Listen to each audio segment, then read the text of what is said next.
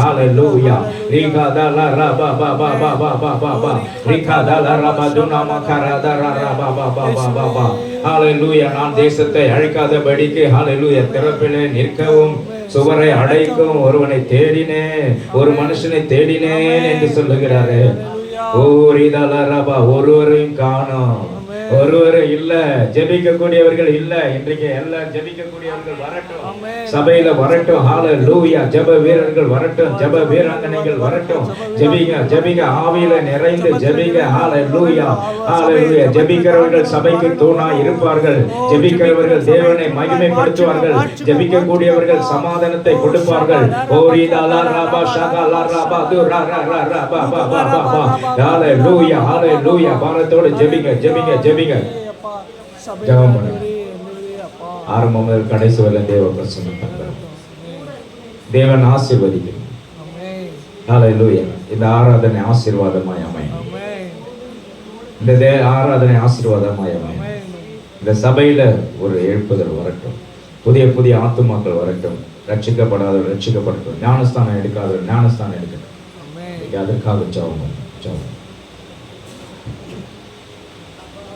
தேவ மகிமை வெளியேறணும். ஸ்தோத்திரிக்கிறோம் ஸ்தோத்திரம் ஸ்தோத்திர ராஜா, துதிக்கிறோம் துதிக்கிறோம் துதிக்கிறோம் துதிக்கிறோம் ராஜா. எங்களை அதிகமாக நேசிக்கிற எங்கள் நல்ல தகப்பனே, இந்த அருமையான இந்த கால வேலைக்காய் ஸ்தோத்திரிக்கிறோம். ஸ்தோத்திரம் ஸ்தோத்திரம் ஸ்தோத்திரம் ஸ்தோத்திரம் அப்பா. ஆண்டவரே, இந்த நாளை அப்பா எங்களுக்கு தந்ததுக்காக நன்றி நன்றி நன்றி ராஜா. இந்த பரிசுத்த அப்பா ஓய்வு நாளை எங்களுக்கு கொடுத்ததுக்காக ஸ்தோத்திரம் ஸ்தோத்திரம் ஸ்தோத்திரம் அப்பா. இந்த பரிசுத்த உயிர்த்தெழுதலின் நாளை எங்களுக்கு காண செய்ததுக்காக ஸ்தோத்திரம் ஸ்தோத்திரம் ஸ்தோத்திரம் ஸ்தோத்திர ராஜா.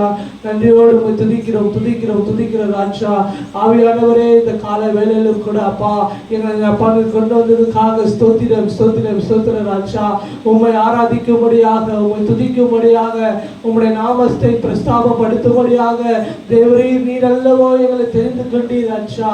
ஆண்டவரே, எங்களை குப்பையிலிருந்து புழுதிலிருந்து தூக்கி அப்பா எடுத்து ஆண்டவரே பிரபுக்களோடு ராஜாக்களோடு உட்கார வைத்தீர். அதற்காக உமக்கு ஸ்தோத்திரம் ஸ்தோத்திரம் ஸ்தோத்திரம் அப்பா. சின்னவன் ஆயிரமும் சிறியவன் பலத்த சாதியும் ஆவான் என்று சொன்ன வார்த்தையின்படி எங்களை அப்பா நீர் அப்பா உயர்ந்த இடத்துல வைத்திருக்கிற ராஜா, உம்முடைய ஆலயத்தில் வைத்திருக்கிற ராஜா. அப்பா, உம்முடைய ஆலயத்தின் சம்பளத்தினால் எங்களை திருப்தி ஆக்கியிருக்கிறீரே அப்பா. ஆண்டவரே, உம்முடைய பேரின்ப நதியினால் எங்கள் தாகத்தை தீர்க்க இந்த கால வேளை இறங்கி வரும்படியா நாங்கள் ஜெபிக்கிறோம் தகப்பனே. இந்த அப்பா 138வது நாளில எங்களை கொண்டு வந்திருக்கிற ராஜா. இந்த 2025ஆம் ஆண்டு ஆண்டவரே அப்பா 137 நாட்களை நடத்தி இந்த 138வது நாளில் எங்களை கொண்டு வந்திருக்கிற ராஜா. 20 வாரங்களை அப்பா அப்பா முடிக்க செய்திருக்கிற ராஜா. ஆண்டவரே, எவ்வளவு கிருபை ஆண்டவரே, எவ்வளவு தயவு ஆண்டவரே. உங்களுடைய வாக்கு தத்தங்களை நீ நிறைவேற்றி கொண்டு இருக்கிற ராஜா. நீ நினைவில் வைத்திருக்கிற தகப்பனே, அதற்காக ஸ்தோத்திரம் ஸ்தோத்திரம் ஸ்தோத்திரம் எடுக்கிறோம் தகப்பனே. இதோ இந்த கால வேளையிலும் கூட அப்பா இந்த முதல் ஞாயிற்றுக்கு அப்பா இந்த முதல் ஆராதனையில வந்திருக்கிற ஒவ்வொரு ஆசீர்வதிப்பீராக ஆண்டவரே. ஒவ்வொரு மேலும் உடைய வல்லமை ஊற்றுவீராக ஆண்டவரே. இன்னும் இந்த இடம் அப்பா ஆண்டவரே அப்பா அப்பா உங்களுடைய ஆத்துமாக்களால் நிரப்பும்படியா நாங்கள் ஜெபிக்கிறோம் ஆண்டவரே. அப்பா இடம் கொள்ளாமல் போக மட்டும் உன்னை ஆசீர்வதிப்பேன் என்று சொன்ன வேளை அப்பா இந்த இடத்தை தொடுவீராக. இந்த இடம் விஸ்தாரமாகும்படியா நாங்கள் ஜெபிக்கிறோம் அப்பா. இந்த இடம் நிரம்பி காணப்படும்படியா நாங்கள் ஜெபிக்கிறோம் தகப்பனே. ஆண்டவரே, கிழக்கிலும் மேற்கிலும் தெற்கிலும் வடக்கிலுமா இருந்து ஆத்துமாக்களை கொண்டு வருவீராக அப்பா. ஆண்டவரே, உம்மை துதிக்க அப்பா ஆண்டவரே அப்பா தேசத்திற்காக திறப்பில் நிற்கிற நாட்களை தேடினேன், ஒருவனும் காணேன் என்று சொல்லாதபடிக்கு எங்களை எச்சரிக்கையாக ஜாக்கிரதையாக இருக்க ஆண்டவரே இந்த சபை மக்கள் அப்பா ஒவ்வொருவரையும் தொடும்படியாக நாங்கள் ஜெபிக்கிறோம். அசதியாக இராமல் ஜாக்கிரதையாக இருங்கள் என்று உங்களுடைய வேதத்தில் நீ சொல்லியிருக்கிறீர் ராஜா. ஆண்டவரே, நீர் அப்பா அப்பா உங்களுடைய வருகைக்கு முன்பதாக எல்லா சபையும் அப்பா நாங்கள் எடுத்துக்கொள்ளப்படத்தக்கதான அப்பேற்பட்டு ஒரு வல்லமையின் சபையாக இது மாறட்டும் ஆண்டவரே. இந்த சபை விசுவாசிகள் மாறட்டும் அப்பா. எங்களை உங்களுடைய பாதத்தில் அர்ப்பணிக்கிற ராஜா. ஆண்டவரே, உங்களுடைய ஆவியானவருடைய துணையை நாங்கள் அப்பா அப்பா நாங்கள் வேண்டுகிறோம் ராஜா. இந்த ஆராதனை வேலையில ஆரம்பம் முதல் முடிவு வரையிலும் தேவ பிரசன்ன பரிசுத்த ஆவியானவருடைய ஆளுகை இருக்கும்படியாக நாங்கள் ஜெபிக்கிறோம் தகப்பனே. அப்பா, ஒவ்வொரு வேலையிலும் நீ எங்களோடு கூட இருப்பீராக, ஞானத்தை தருவீராக ஆண்டவரே, கட்டுகளை அவிழ்ப்பீராக, வியாதிகள் நீங்கட்டும் அப்பா, சோர்வுகள் மறையணும் ஆண்டவரே, பலவீனங்கள் மறையணும் ராஜா. அற்புத அடையாளங்கள் இந்த ஞாயிற்றுக்கிழமையில நடைபெறணும் தகப்பனே. அப்பா, இந்த சபையில நடைபெறணும் அப்பா ஆண்டவரே. அற்புத அடையாளங்களை காண செய்வீராக. பாடல் ஆராதனை உங்களுடைய கரத்துல ஒப்பு கொடுக்கிறோம் அப்பா. பாடல் துதித்து ஆராதிக்கும் போது தேவ பிரசன்னம் அப்பா நாங்கள் உணர்றோம் ராஜா. ஆவியானவர் உங்களுடைய நாம மகிமைப்படணும் தகப்பனே. ஆண்டவரே, மீதியான வேலையில ஒவ்வொரு வேலையிலும் உங்களுடைய கரத்தும் கூட இருந்து வழி நடத்திட்டும் தாங்கட்டும் அப்பா. ஆண்டவரே, செய்தி பகுதி ஆசீர்வதிங்க ஆண்டவரே. உங்களுடைய வார்த்தைகள் அப்பா ஆம் என்றும் ஆமேன் என்றும் இருப்பதற்காக ஸ்தோத்திரிக்கிறோம் ராஜா. ஆண்டவரே, அந்த வார்த்தையை கொண்டு நீ சுகப்படுத்தும்படியா நாங்கள் ஜெபிக்கிறோம். உங்களுடைய வார்த்தையை கொண்டு ஒவ்வொருவரையும் ஆற்றும்படியா நாங்கள் ஜெபிக்கிறோம். உங்களுடைய வார்த்தையை கொண்டு ஒவ்வொருவரையும் தேற்றும்படியா நாங்கள் ஜெபிக்கிறோம். உங்களுடைய வார்த்தையை கொண்டு ஒவ்வொருவரையும் ரட்சிப்புகளால் நடத்துவதற்காக ஸ்தோத்திரிக்கிறோம் தகப்பனே. செய்திருக்கிறோம் தாசினை மறைத்து உங்களுடைய வார்த்தைகள் வெளிப்படட்டும் அப்பா. ஆண்டவரே, நாங்கள் அல்ல, உங்களுடைய நாம மாத்திரமே மகிமைப்படும்படியாக நாங்கள் ஜெபிக்கிறோம். ஆண்டவரே, இந்த சபைக்கு வந்தவர் வந்தமாய் போகாதபடிக்கு அப்பா ஆண்டவரே, உங்களுடைய ரட்சிப்பின் அப்பா அனுபவத்தை அடைந்து ஆண்டவரே உமோடு களி கூர்ந்து போகத்தக்கதாக உங்களுடைய சம்பூர்ண ஆசீர்வாதத்தினால் திருப்தியாக்கி எங்களை கொண்டு செல்லும்படியாக நாங்கள் ஜெபிக்கிறோம். உங்களுடைய கரத்தில் ஒப்பு கொடுக்கிறோம் தாழ்த்தி இயேசு மூலம் ஜெபிக்கிறோம் ஜீவனுள்ள நல்ல பிதாவே, ஆமென்.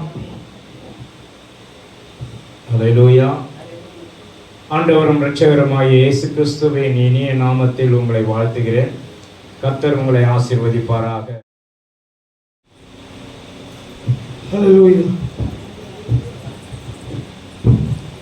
ஹல்லேலூயா. கர்த்தருடைய பரிசுத்த நாமத்திற்கு மகிமை உண்டாவதாக. ஹல்லேலூயா. எத்தனை பேர் இந்த நாள்ல சந்தோஷமா இருக்கீங்க? ஹல்லேலூயா. சந்தோஷமா இருக்கீங்க? ஹல்லேலூயா சொல்லுவோமா? ஹல்லேலூயா. கர்த்தர் நல்லவர். இந்த வாய்ப்பை கர்த்தர் கொடுத்ததுக்காக கர்த்தருக்கு கொடான கொடி ஸ்தோத்திரம் நிறைவேற்றுகிறேன். ஹல்லேலூயா. நம்ம இந்த மாதத்திற்கான வாக்குத்தத்தத்தை எடுத்துக்கொள்வோம். ஏசியா தீர்க்கதரிசன புஸ்தகம் 60ஆம் அதிகாரம் 19வது வசனத்தை எடுத்துக்கொள்வோம். ஏசியா தீர்க்கதரிசன புஸ்தகம் 19ஆம் அதிகாரம் 60வது. இனி சூரியன் உனக்கு பகலிலே வெளிச்சமா இராமலும் சந்திரன் தன் வெளிச்சத்தால் உனக்கு பிரகாசியாமலும் கர்த்தரே உனக்கு நித்திய வெளிச்சமும் உன் தேவனே உனக்கு மகிமையாய் இருப்பார். பாருங்க, நமக்கு இந்த வாதத்தில் கொடுக்கப்பட்ட வாக்குத்தத்தம் இந்த நாளில பாருங்க, கர்த்தரே உனக்கு நித்திய வெளிச்சமும் உன் தேவனே உனக்கு மகிமையா இருப்பார் என்று வேதத்துல பார்த்திருக்கோம். இந்த வருடம், இந்த 2025ஆம் ஆண்டு வருடம் துவங்கினது முதல் 138வது நாளிலே கர்த்தர் நம்மளை கொண்டு வந்து விட்டிருக்கிறார். ஹல்லேலூயா. எத்தனை பேர் விசுவாசிக்கிறீங்க? ஹல்லேலூயா. நாட்களை என்னும் அறிவை நமக்கு வேண்டும். ஹல்லேலூயா. இன்றைக்கு எத்தனாவது நாள்? 138வது நாள். இது எத்தனாவது வாரம்? 20வது வாரம் முடிந்து நாளை முதல் 21வது வாரத்துக்குள்ளாக நம்ம கடந்து செல்ல போகிறோம். அப்ப பாருங்க, இந்த மாதத்துல கர்த்தர் நமக்கு கொடுக்கப்பட்ட வாக்குத்தத்தம் என்னவென்றால், கர்த்தர் உனக்கு நித்திய வெளிச்சமாயும் உனக்கு தேவனே உனக்கு மகிமையாக இருப்பார் என்று வேதத்துல பார்க்கிறோம். இது இந்த பகுதி, இந்த கர்த்தர் உனக்கு நித்திய வெளிச்சமாக இருப்பார் என்ற பகுதி பாத்தீங்கன்னா ஒரு பாசிட்டிவ் சென்டென்ஸ்ல வருது. ஆனா அதுக்கு முன்னாடி பாத்தீங்கன்னா, இனி சூரியன் உனக்கு பகலிலே வெளிச்சமா இராமலும் சந்திரன் தன் வெளிச்சத்தால் உனக்கு பிரகாசியாமலும் அப்படின்ட்டு வருது. கர்த்தரே உனக்கு நித்திய வெளிச்சமும் உன் தேவனே உனக்கு மகிமையா இருப்பார் என்று நம்ம வேதத்துல பார்க்கிறோம். அப்ப பாருங்க, இந்த வசனத்தில் நம்ம எடுத்துக்கொண்டோம்னால், இந்த வசனத்துல நெகட்டிவும் இருக்கு, பாசிட்டிவும் இருக்கு. ஹல்லேலூயா. விசுவாசிக்கிறீங்களா? அப்புறம் நம்மளுடைய வாழ்க்கையிலும் நெகட்டிவும் இருக்கும், பாசிட்டிவும் இருக்கும். ஹல்லேலூயா. ஒரு பேட்டரி ஒரு ஒர்க் ஆகணும் அப்படின்னா நெகட்டிவ் பாசிட்டிவ் ரெண்டுமே ஒன்னா இருந்தாதான் அது ஒர்க் ஆகும். ஒரே பாசிட்டிவா இருந்தா அது ஒர்க் ஆகாது, ஒரே நெகட்டிவா இருந்தாலும் ஒர்க் ஆகாது. அப்போ நம்மளுடைய வாழ்க்கையில நெகட்டிவும் இருக்கும், பாசிட்டிவும் இருக்கும். நம்ம ரெண்டுத்தையும் ஏற்றுக்கொண்டு நம்முடைய கர்த்தருடைய வாழ்க்கையை, கர்த்தருடைய சித்தத்தின்படி நம்முடைய வாழ்க்கையை அர்ப்பணிப்போம் என்றால் கர்த்தர் நம்முடைய வாழ்க்கையில அவர் நமக்கு வெளிச்சமா இருப்பார். ஹல்லேலூயா. இந்த ஏசாயா தீர்க்கதரிசி புத்தகத்தை நம்ம எடுத்துக்கொண்டோமானால் இந்த 56வது அதிகாரத்திலிருந்து 66 அதிகாரம் வரைக்கும் நம்ம பார்த்தோமானால் இது சிறையிருப்பிலிருந்து இஸ்ரவேல் ஜனங்களை மீட்பதற்கான ஒரு பகுதியாக, ஒரு ஆசீர்வாதத்தின் பகுதியாக நம்ம ஏசாயா தீர்க்கதரிசனம் உரைத்த காலத்தில் எழுதப்பட்டதா இருக்கிறது.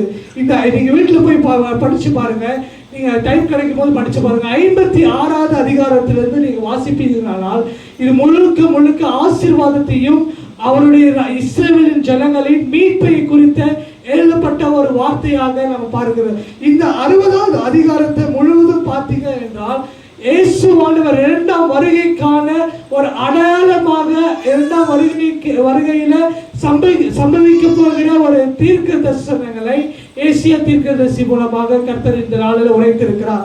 அதன்படியாக இந்த நாளில் கர்த்தர் சொல்லுகிறார், கர்த்தரே உனக்கு வெளிச்சமாக, உன் தேவனே உனக்கு மகிமையா இருப்பார் என்று இந்த நாளில் தீர்க்க தரிசனம் மூலமாக தீர்க்க தரிசனம் உரைத்திருக்கிறார். ஹல்லேலூயா. இந்த நாளில் கர்த்தர் நமக்கு சொல்லுகிறார், உனக்கு சூரியன் தேவையில்லைப்பா, உனக்கு சந்திரன் தேவையில்லை, நான் தான் உனக்கு வெளிச்சமா இருப்பேன், நான் தான் உனக்கு துணையா இருந்து உனக்கு மகிமைப்படுத்த விரும்புகிறேன் என்று கர்த்தர் சொல்லுகிறார். ஹல்லேலூயா. இந்த 60ஆம் அதிகாரத்திற்கு ஒரு தலைப்பு கொடுக்கப்பட்டிருக்கு. என்ன தலைப்பு என்று பார்த்தீங்க அப்படின்னா, சீயோனின் மகிமை அப்படின்னு ஒரு தலைப்பு கொடுக்கப்பட்டிருக்கு. சீயோனின் மகிமை என்றால், சீயோன் என்றால் என்ன? முதலாவது நம்ம அறிந்து கொள்ள வேண்டும். சீயோன் என்றால் இஸ்ரவேல் மக்கள், இஸ்ரவேல் ஜனம். ஹல்லேலூயா. விசுவாசிக்கிறீங்களா? அப்போ இஸ்ரவேல் என்றால் பிரித்தெடுக்கப்பட்டவர்கள், தெரிந்து கொள்ளப்பட்டவர்கள். இஸ்ரவேல் என்றால் அவராலே தெரிந்து கொள்ளப்பட்ட ஜனம், அவராலே பிரித்தெடுக்கப்பட்ட ஜாதி.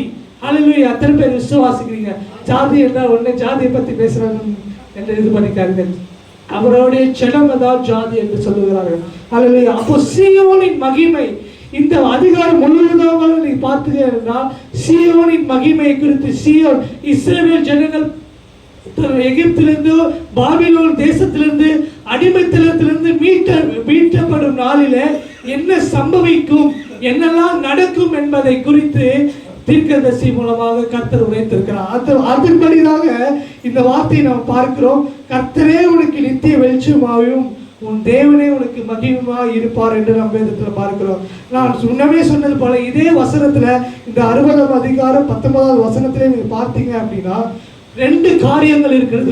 மேல கொடுக்கப்பட்ட அந்த காரியங்கள் பார்த்தீங்கன்னா ஒரு நெகட்டிவ் ஃபேஸ்ல இருக்கு. நெகட்டிவ், ஒரு இருளை சூழ்ந்த ஒரு வாழ்க்கையை காணப்படுகிறது. இருள் சூழ்ந்த ஒரு வசனத்தை நாம் பார்க்கிறோம். என்னவென்றால், இனி உனக்கு சூரியன் உனக்கு என்ன வருது, வெளிச்சமா இராமலும் சந்திரனுக்கு பிரகாசியாமலும். பாருங்க, அப்போ இனி சூரியன் உனக்கு, சூரியன் உதிக்காம இருந்தா என்ன ஆகும்? இருட்டா இருக்கும். சந்திரன் நமக்கு நைட்ல வரலன்னா இருக்கும், ரொம்ப இருட்டா இருக்கும். அப்போ கர்த்தர் பாருங்க, அப்போ இந்த சூழ்நிலைகள் நீங்க ஆராய்ந்து பார்ப்பீர்களானால் என்ன, சூரியன் நமக்கு வெளிச்சத்தை தரல அப்படின்னாலும் கர்த்தரே உனக்கு வெளிச்சமா இருப்பார், என் தேவனே உன் தேவனே உனக்கு மகிமையா இருப்பார் என்று தீர்க்கதரிசி மூலமாக உரைக்கப்பட்ட வசனம் எவ்வளவு பயங்கரமான வசனம், எவ்வளவு ஆசீர்வதிக்கப்பட்டதான ஒரு வசனம். இதே அதிகாரத்தில் 12வது வசனத்தை வாசிங்க, அப்பொழுது தெரியும் கர்த்தருடைய மகிமை என்ன என்று நீங்க விளங்கிக் கொள்ளுங்க. பாருங்க, உன்னை சேவிக்காத ஜாதியும் ராஜ்யமும் அழியும். ஹல்லேலூயா. அந்த ஜாதிகள் நிச்சயமாய் பாழரும். ஹல்லேலூயா. எத்தனை பேர் விசுவாசிக்கிறீங்க? அப்ப பாருங்க, கர்த்தருடைய மகிமை நமக்குள்ள இருக்குமானால், கர்த்தர் நமக்கு துணையாக, அவர் நமக்கு வெளிச்சமாக இருப்பார். ஆனால் என்ன ஒரு ஆசீர்வாதத்தை கொடுத்திருக்கிறார், உன்னை சேவிக்காத ஜாதியும் ராஜ்யமும் அழியும். ஹல்லேலூயா. அப்ப பாருங்க, நம்மை ஒரு ராஜாவாக ஏற்படுத்துவார், நம்ம ராஜரீக ஆசாரியராக நம்ம ஏற்படுத்தி வைத்திருக்கிறார். ஹல்லேலூயா. நமக்கு கொடுக்கப்பட்ட, அதாவது இஸ்ரவேல் ஜனங்களை தனியாக பிரித்தெடுத்திருக்கிறார் என்பதை இந்த வசனத்தின் மூலமாக விளங்க செய்திருக்கிறார். பாருங்க, அவர்களை வணங்காத ராஜ்யமும் அழியும் என்று வேதத்தில் குறிக்கப்பட்டிருக்கு. அப்போ இதெல்லாம் எப்படி நடக்கும் என்றால், அவர் நமக்கு துணையா இருக்க வேண்டும், அவர் நமக்கு வெளிச்சமா இருக்க வேண்டும், அவர் நமக்கு மகிமையா இருக்க வேண்டும். அவர் நமக்கு மகிமையா இருந்தால் நம்மை வணங்காத ஜாதியும் நம்மை வணங்காத ராஜ்யமும் அழியும். ஹல்லேலூயா. எத்தனை பேர் விசுவாசிக்கிறீங்க? கனம் பண்ணுகிறவர்கள் எழும்புவார்கள், நம்மை பிரித்தெடுத்தவர்களை காணப்படுவோம். ஹல்லேலூயா. எத்தனை பேர் விசுவாசிக்கிறீங்க? அது இந்த 60ஆம் அதிகாரத்தில் 1வது வசனத்தை வாசிங்க.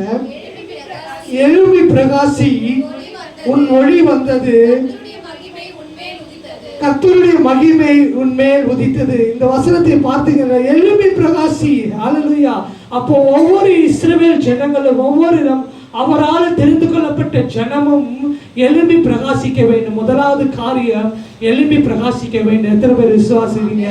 அவர் நமக்கு துணையாக, அவர் நமக்கு வெளிச்சமாக, அவர் நமக்கு மகிமையா இருக்க வேண்டும் என்றால், முதல் காரியம் நம்ம என்ன செய்ய வேண்டும் என்றால், எழும்பி பிரகாசிக்க வேண்டும்.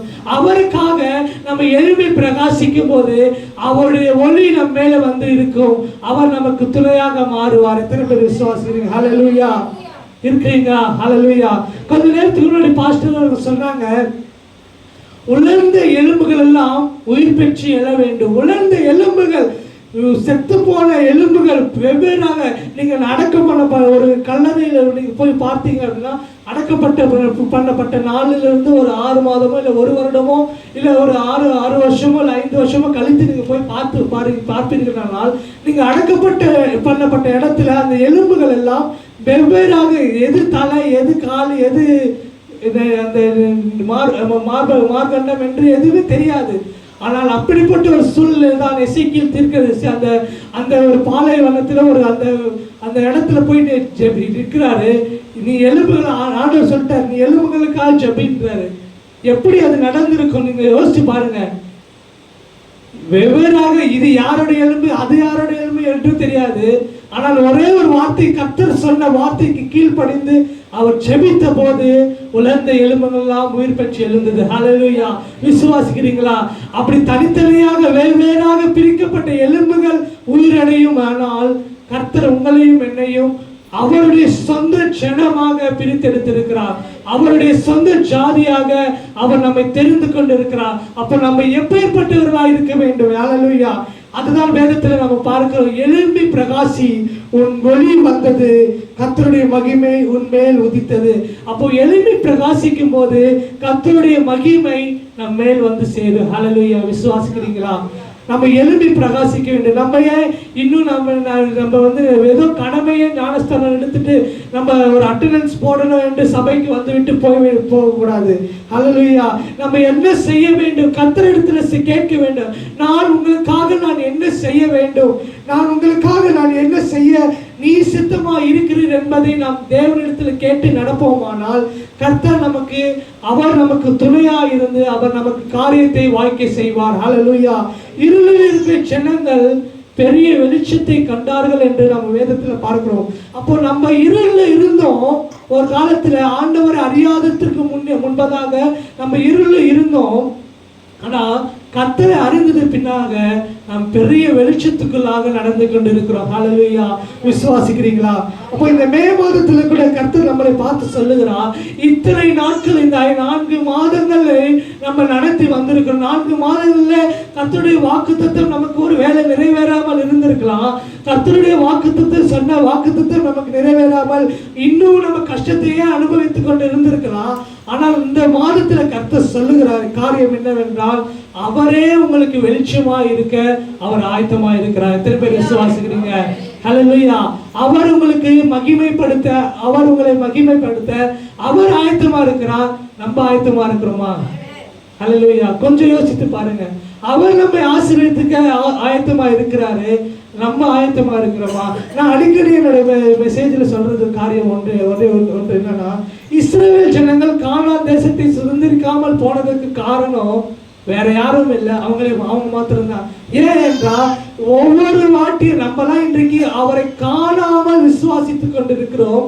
ஆனால் அவர்கள் அவரை கண்டு விசுவாசிக்காமல் போனதுனால கானான் தேசத்தை அவர் பிரவேசிக்க முடியாமல் போயிடுச்சு. ஹல்லேலூயா. அவர் செய்த அற்புதத்தை முகமுகமாய் பார்த்தார்கள்.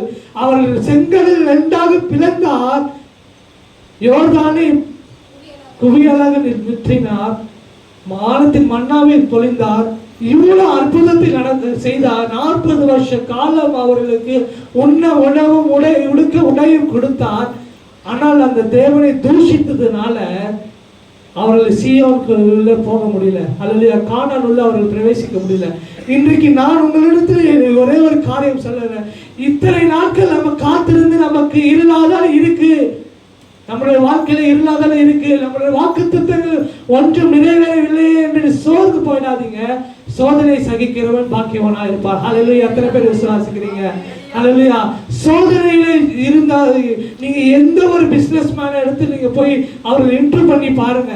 இன்டர்வியூ பண்ணி பார்க்கும்போது அவங்க சொல்ற ஒரே ஒரு காரியம் என்னவென்றால், நான் இவ்வளவு கஷ்டப்பட்டு வந்தேன், நான் இவ்வளவு கஷ்டப்பட்டேன், இவ்வளவு நாள் கடன் வாங்கினேன், இவ்வளவு பிரச்சனைகள் தலைமையில் இருந்தது, ஆனால் அதிலிருந்து நான் ஒரே ஒரு கோலை தான் நான் போக்கஸ் பண்ணேன். என்னன்னா, நான் வெற்றி பெறணும், நான் உயர்ந்த நிலைக்கு வரணும் என்று நான் போக்கஸ் பண்ணேன். அதனாலதான் நான் என்னால் வெற்றி பெற முடிந்தது என்று சொல்வார்கள். அல்லது நேற்று தினத்தில் நான் ஒரு ரீல்ஸ் பார்த்துட்டு இருக்கும்போது நான் ஒரு இது பார்த்தேன்.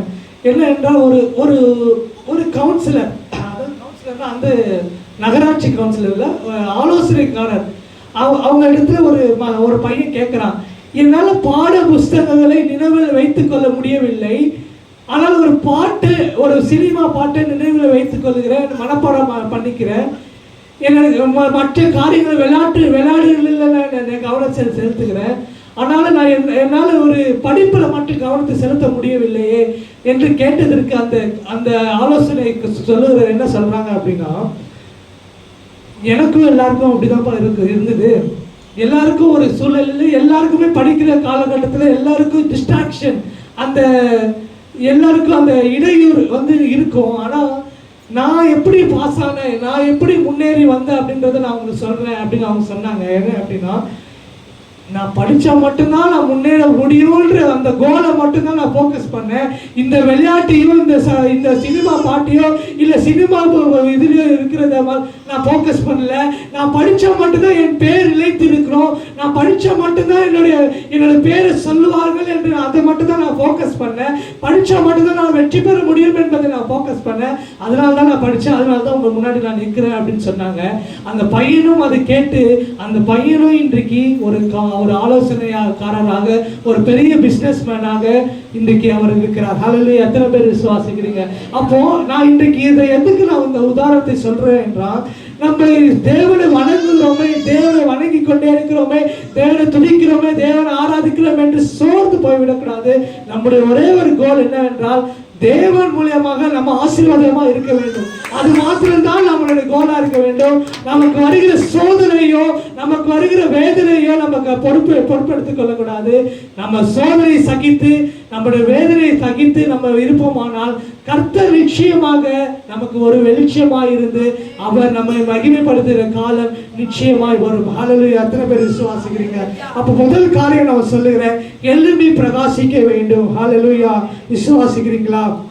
அப்ப பாருங்க, இரண்டாவது காரியம் நான் சொல்லுகிறேன். இதே 60வது அதிகாரத்தில் 9வது வசனத்தை வாசிங்க. தீவுகள் எனக்கு காத்திருக்கும், அவர் உன்னை மகிமைப்படுத்தினார் என்று உன் பிள்ளைகளையும், அவர்களோடு கூட அவர்கள் பொன்னையும் அவர்கள் வெள்ளியையும் உன் தேவனாகிய கர்த்தரின் நாமத்திற்கு என்று, இஸ்ரவேலின் பரிசுத்தருக்கு என்று தூரத்திலிருந்து கொண்டு வர தர்ஷீஷின் கப்பல்களுக்கு ஏற்கனவே எனக்கு காத்திருக்கும். அப்ப பாருங்க, இன்றைக்கு தீவுகள் எனக்கு காத்திருக்கும். அப்ப பாருங்க, இந்த தேசத்திலே இந்த நகரங்களே கர்த்தருக்கு காத்திருக்கும் என்னால், அவரால் தெரிந்து கொள்ளப்பட்ட ஜனம் நாம் காத்திருக்க கூடாதா? ஹல்லேலூயா. இந்த காத்திருக்கிறதுனால என்ன நடக்குது பாருங்க, தர்ஷீஷின் கப்பல்களும் ஏற்கனவே எனக்கு காத்திருக்கும். அப்போ பாருங்க, ஆசீர்வாதத்தின் மலை, ஆசீர்வாதத்தின் ஒரு பொக்கிஷ சாலை நமக்கு ஏற்கனவே காத்து கொண்டிருக்கிறது. கர்த்தருக்கு நாம் காத்திருப்போம், ஆனால் கர்த்தர் நிச்சயமாக அதை ஏற்ற காலத்தில் நமக்கு செய்ய அவர் சித்தமாக இருக்கிறார். ஹல்லேலூயா. எத்தனை பேர் விசுவாசிக்கிறீங்க? அதுதான் இந்த வேதத்தில் சொல்லப்பட்டிருக்குது. இது 60ஆம் அதிகாரம் 20வது வசனத்தை வாசிங்க. உன் சூரியன் இனி அஸ்தமிப்பதும் இல்லை, உன் சந்திரன் மறைவதும் இல்லை, கர்த்தரே உனக்கு நித்திய வெளிச்சமாயும் உன் துக்க நாட்கள் முடிந்து போகும். ஹல்லேலூயா. அப்ப பாருங்க, முதல் வசனத்துக்கும் இந்த 19வது வசனத்துக்கும் 20வது வசனத்துக்கும் வேறு பிரிக்கிறார் பாருங்க.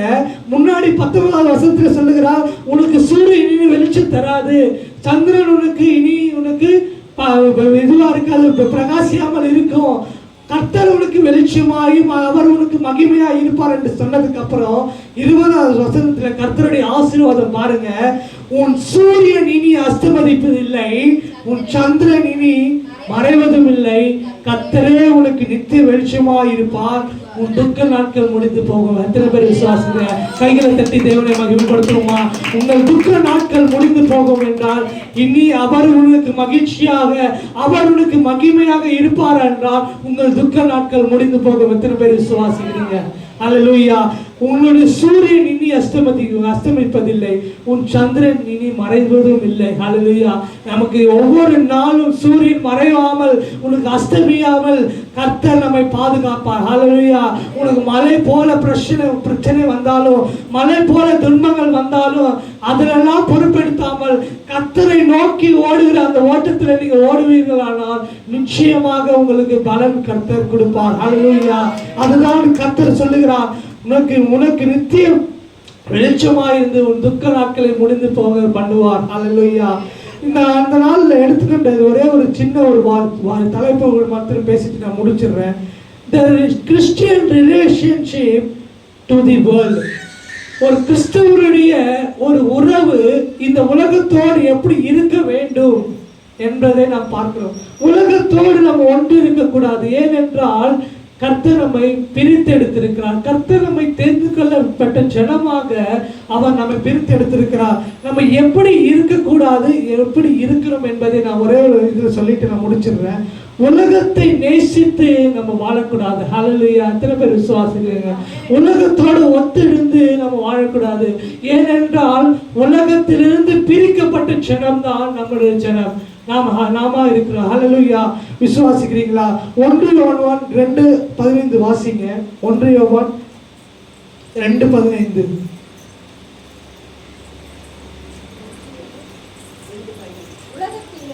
உலகத்திலும்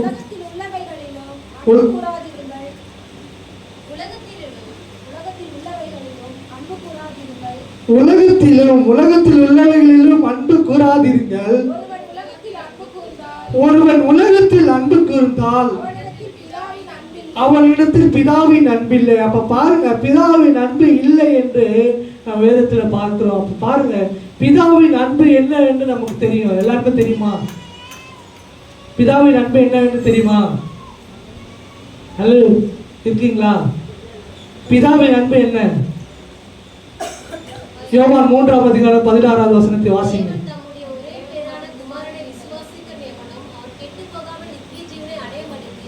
இவ்வளவாய் உலகத்தில் அன்பு கூர்ந்தார். அதுதான் பிதாவினுடைய அன்பு. அப்ப பாருங்க, உலகத்தில் உள்ளவைகளிலும் அன்பு கூறாதிருங்கள். ஒருவன் உலகத்தில் அன்பு கூர்ந்தார், அவனிடத்தில் பிதாவின் அன்பு இல்லை என்று வேதத்தில் பார்க்கிறோம். அப்ப உலகத்தில் அன்பு கூறக்கூடாது. இந்த உலக காரியங்களை குறித்து நம்ம இந்த உலகத்தில் நம்ம இது சம்பாதிக்கணும், இது சேர்த்து வைக்கணும், இந்த பொண்ணு சேர்த்து வைக்கணும் என்று அதன் மேல் நம்ம பிரியம் வைத்து என்னால் நம்ம ரட்சிப்பை இழந்து விடுவோம். அப்ப அதுதான் இந்த வேதத்தில் பார்க்கிறோம். அவருடைய அன்பு, பிதாவின் அன்பு நம்மிடத்தில் இல்லை என்றால் பிதாவானவர் இயேசு எதற்காக தந்தறினாரோ அந்த அன்பு நமக்கு இல்லாமல் போய்விடும். எத்தனை பேர் விசுவாசிக்கிறீங்க? ஹல்லேலூயா. அந்த அன்பு பிரதான அன்பா இருக்கிறது. தாயின் அன்பை காட்டிலும் அந்த அன்பு பிரதானமான அன்பா இருக்கிறது. அந்த அன்பை நம்ம இழந்து விடக்கூடாது என்றால் நம்ம உலகத்துல அன்பு வைக்க கூடாது. எத்தனை பேர் விசுவாசிக்கிறீங்க? ஹல்லேலூயா. 2 தீமோத்தேயு 4ஆம் அதிகாரம் 10வது வசனத்தை வாசிங்க. சீக்கிரம், நேரம் இல்லை. 2 தீமோத்தேயு 4ஆம் அதிகாரம் 10வது வசனம். ஏனென்றால் தோமா இப்பிரபஞ்சத்தின் மேல் ஆசை வைத்து என்னை விட்டு பிரிந்து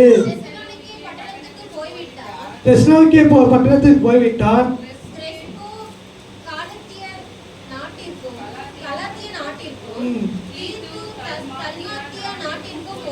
அப்ப பாருங்க, இந்த புஸ்தகத்தை எழுதுகிற தீமோத்தேயு அவர்கள் சொல்லுகிறார், அப்போ தோமா இப்பிரபஞ்சத்தின் மேல் ஆசை வைத்து என்னை விட்டு போய்விட்டார்.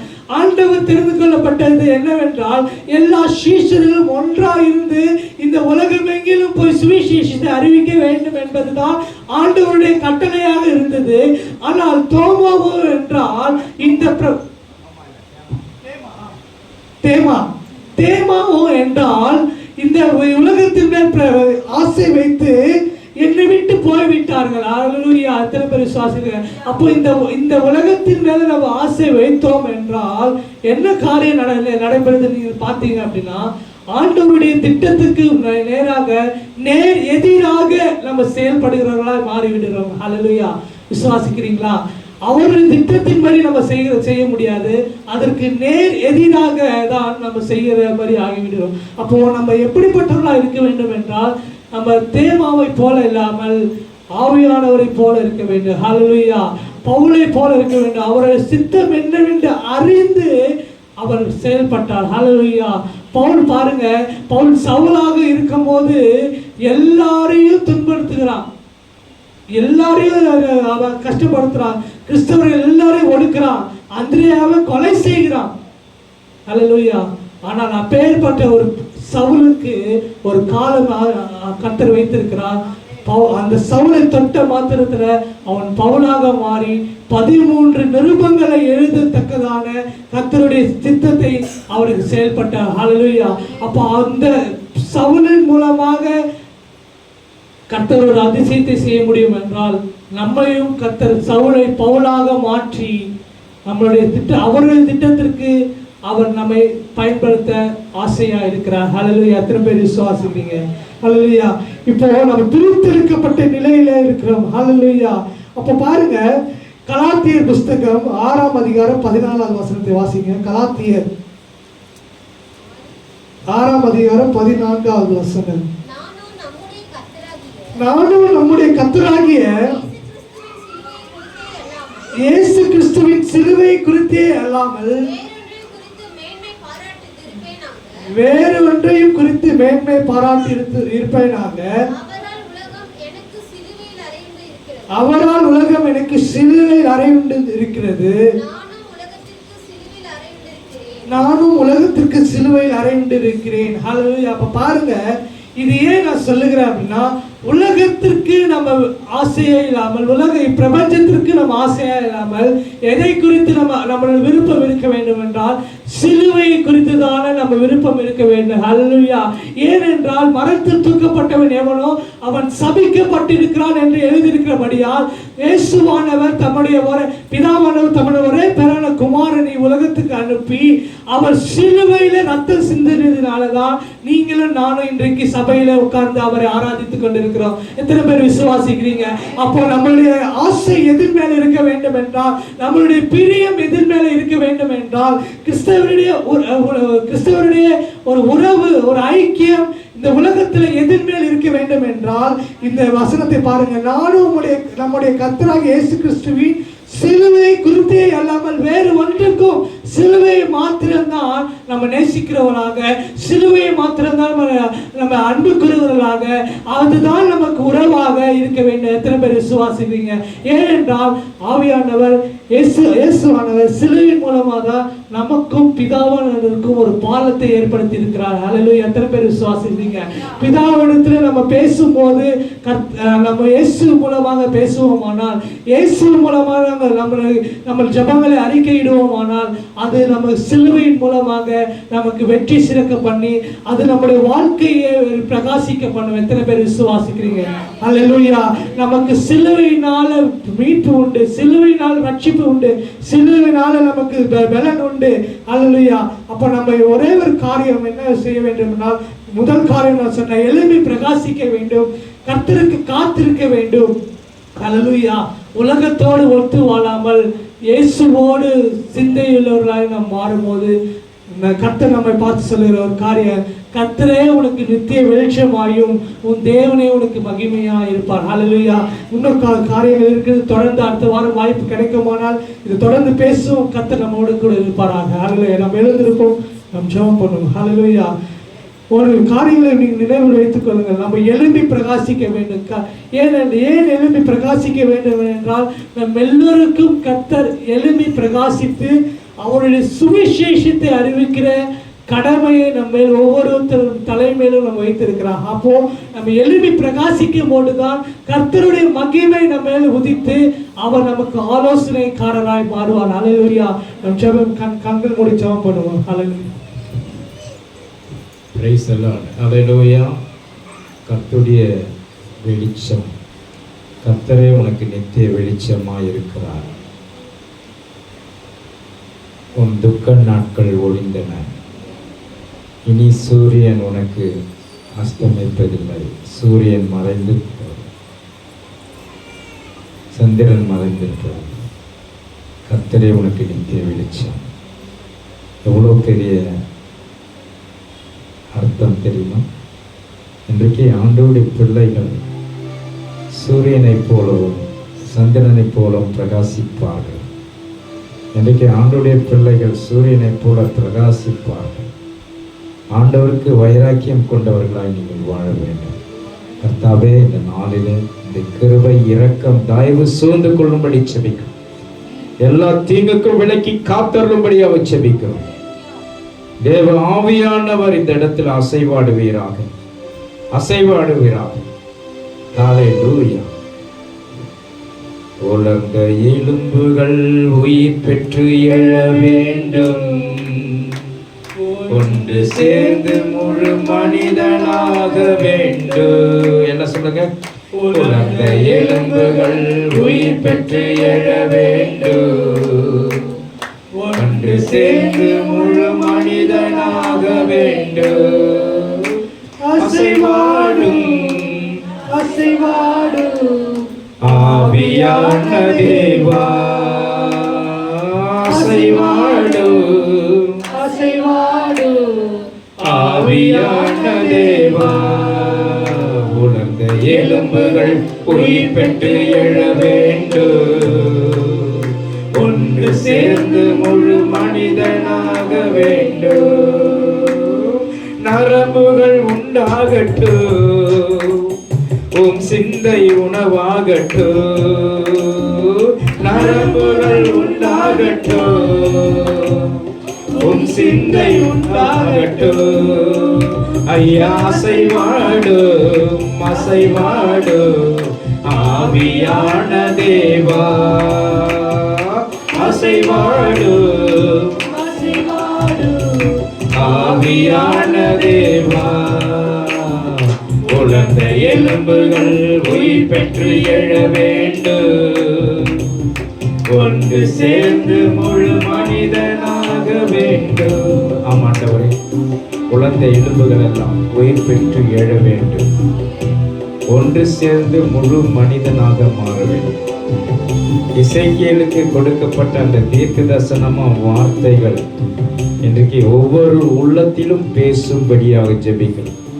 ஒருவரும் இருளில் நடவாதபடி, இருளின் ராஜ்யத்துக்குரியவரால் இராதபடி எல்லாரும் வெளிச்சத்துக்குரியவர்களாய் மாற்றுவீராக. எல்லாரும் ஜெபம் பண்ணுங்க. என் கணவர் ரட்சிக்கப்படணும், சபைக்கு வரணும். பிள்ளைகள் ரட்சிக்கப்படணும், சபைக்கு வரணும். ஞானஸ்தானம் எடுத்த பிள்ளைகள் வீட்டிலே தங்கக்கூடாது. விசுவாசிக்கிறீங்களா? ஹல்லேலூயா. நீங்கள் தாய்மார்கள் சொல்லணும், தகப்பன் சொல்லணும், பிள்ளைகளை சபைக்கு வர அனுப்பணும். ஹல்லேலூயா. கர்த்தருடைய பிள்ளைகள் வெளிச்சத்துக்கு வரணும், முன்னே வரணும். தேவனுக்கு ஹல்லேலூயா பணி செய்வதற்கு முன்னே வரணும். கர்த்தருக்கு தன்னை அர்ப்பணிக்கணும். பிள்ளைகள் எல்லாம் ஒப்பு கொடுக்கணும். ஹல்லேலூயா. எல்லாரும் ஜெபம் பண்ணணும். ஆண்டவரே ஸ்தோத்திரம். ஆண்டவரே, ஒவ்வொரு மேலும் உடைய வல்லமை இறங்கட்டும். பாதுகாப்பின் கரம் கூட இருக்கும்படியாக ஜெபிக்கிறோம். எல்லா தேவைகளை சந்திப்பீராக. சபையார் ஒவ்வொருவரையும் ஆசீர்வதிக்கும்படியாக ஜெபிக்கிறோம். நீர் ஆசீர்வதித்து ஆண்டவரே இவர்கள் மேல் பிரகாசிக்க பண்ணுவீராக. உம்முடைய முகத்தை பிரகாசிக்க பண்ணுவீராக. உம்முடைய கிருபையா இறங்க கடவீராக. தேவ சமாதானத்தை கட்டளையிட கடவீராக. வாரம் முழுதும் கண்ணின் மணி போல் பாதுகாத்துக் கொள்ளும். இயேசுவின் நாமத்தில் பிதாவே. எல்லாரும் சேர்ந்து சொல்லும், என் ஆத்துமாவே முழுவதுமே பரிசுத்த நாமத்தை ஸ்தோத்திரி. என் ஆத்துமாவே கர்த்தரை ஸ்தோத்திரி. அவர் செய்த சகல உபகாரங்களை மறவாதே. நம் ஆண்டவராகிய இயேசு கிறிஸ்துவின் கிருபையும் பிதாவாகிய தேவனுடைய அன்பும் பரிசுத்த ஆவியானுடைய அன்னுடைய ஐக்கியமும் சமாதான சுகமும் நம் அனைவரோடும் என்றென்றைக்கும் சதா காலங்களிலும் கூட இருப்பதாக. ஆமென் சொல்லுவோம். அல்லேலூயா, அல்லேலூயா, அல்லேலூயா. ஒருவருக்கு ஒரு வாழ்த்துங்கள். கர்த்தர் உங்களை ஆசீர்வதிப்பாராக. God bless you. Praise God. Praise God.